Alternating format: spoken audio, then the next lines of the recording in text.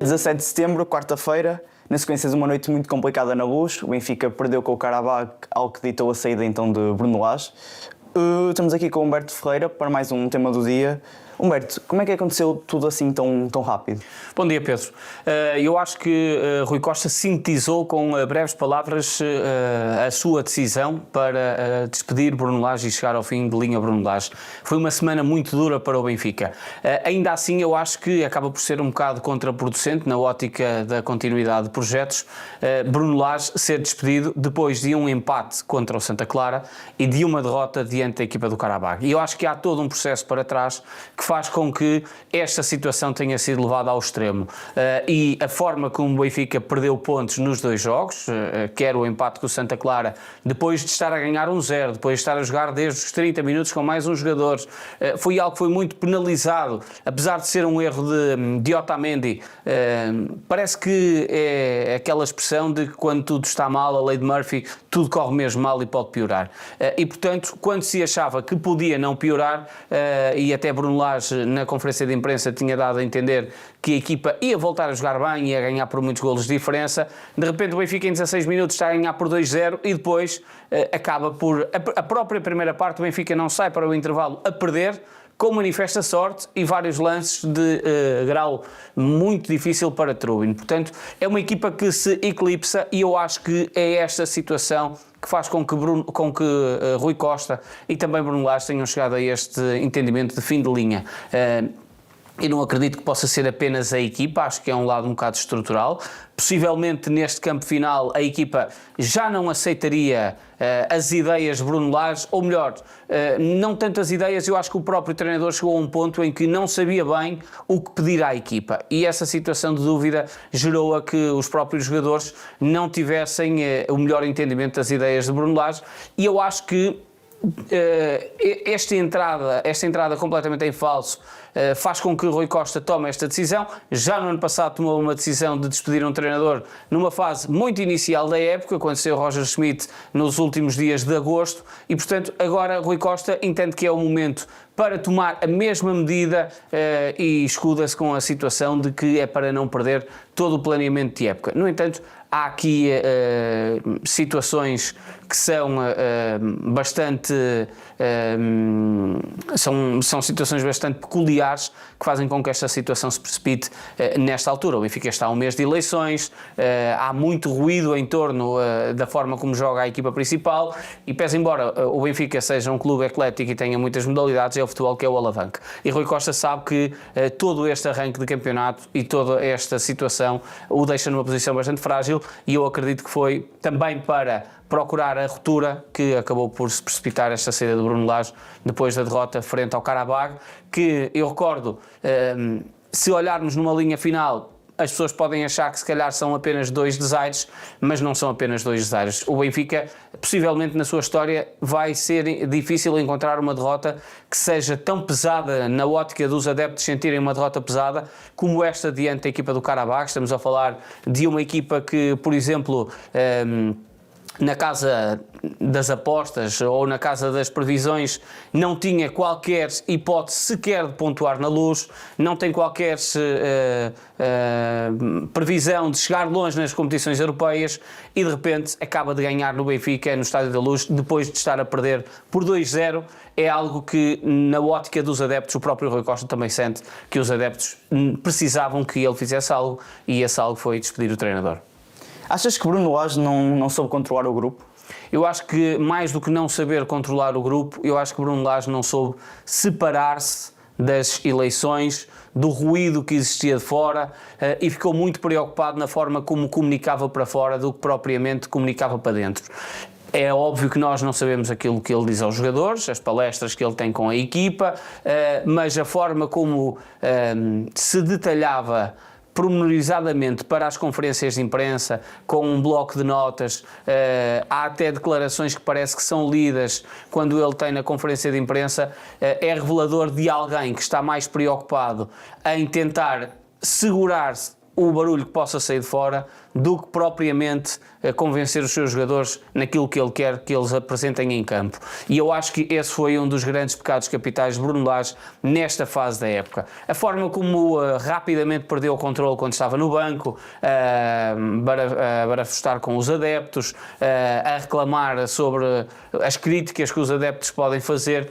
Aqui não estamos a medi-las se são legítimas ou ilegítimas, se são cruéis, se são boas, mas ele é treinador de futebol e sabe que é uma situação normal que vai levar e que tem que saber vivenciar com elas. E a forma como, noutras circunstâncias, ele disse que o grupo estava bloqueado ao ruído exterior e que iria defender o grupo se o ruído exterior influenciasse com a dinâmica do grupo, eu acho que foi ele a trazer para o grupo esse barulho exterior.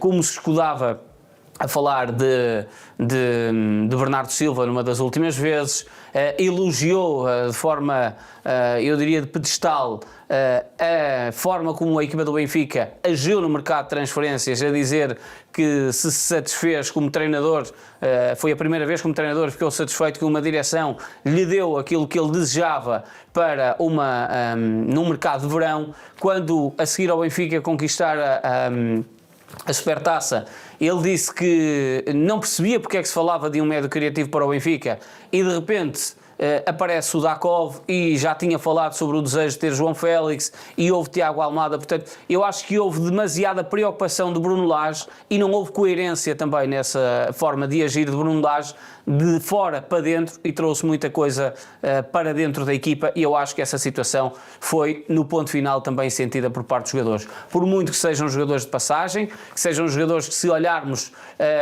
quase ninguém conhece a história do Benfica de forma umbilical, portanto estamos a falar de jogadores em que, com mais experiência nesta altura, Otamendi é aquele que melhor conhece o Benfica juntamente com António Silva, por exemplo. De resto, dos jogadores principais, e Tomás Araújo também, há poucos que tenham essa identificação. Portanto, eu acho que o grupo poderá ter sentido as preocupações do treinador não estarem tanto centradas no jogo, mas sim no barulho que aparecia de fora e no momento eleitoral que o Benfica atravessa. Na tua opinião, qual foi o maior erro de Bruno Lage?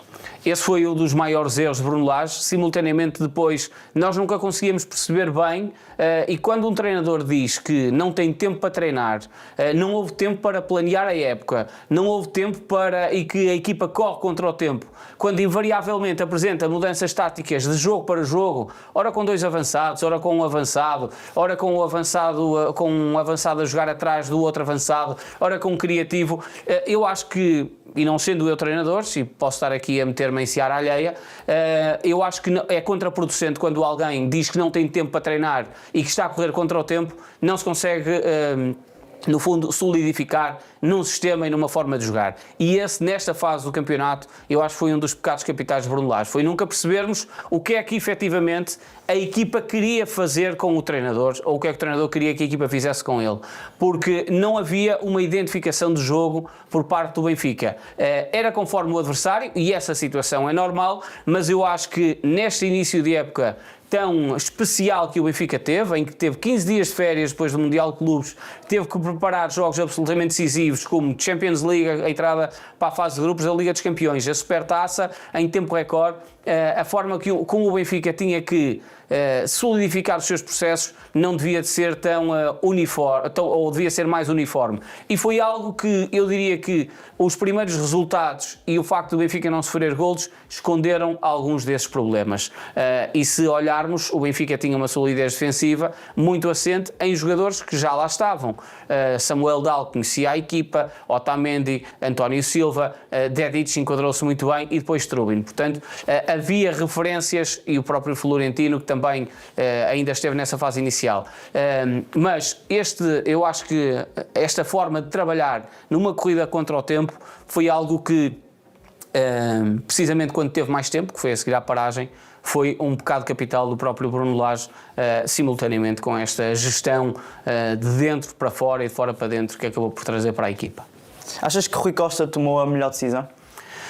Eu acho que Rui Costa tomou, e por muito que ele diga que tomou a melhor decisão para o Benfica, não querendo hipotecar a época, eu acho que naturalmente ele tem aqui uma visão de candidato e de naturalmente querer continuar como presidente e sentir que a força dos adeptos era demasiado grande para ele fazer ouvidos moucos e não perceber o que é que o clube queria nesta altura. E o clube são os sócios. E eu acho que a falta de identificação que os sócios foram demonstrando ao longo das últimas semanas, ou se quisermos ao longo dos últimos meses, para com Bruno Lage, foi algo que Rui Costa sentiu que, se não colocasse aqui um corte, poderia ele também estar completamente riscado de qualquer hipótese eleitoral a 25 de outubro.